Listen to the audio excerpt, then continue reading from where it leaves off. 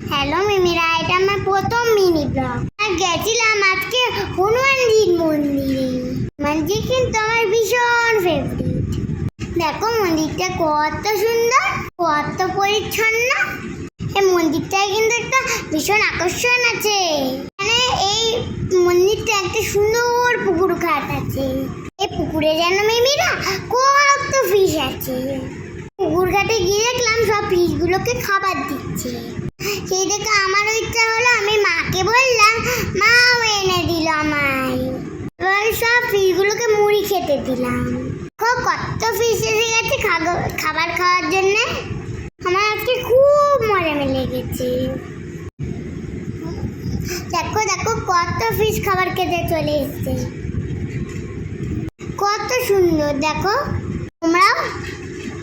তোমরাও যদি আসতে চাও নিউ একুরে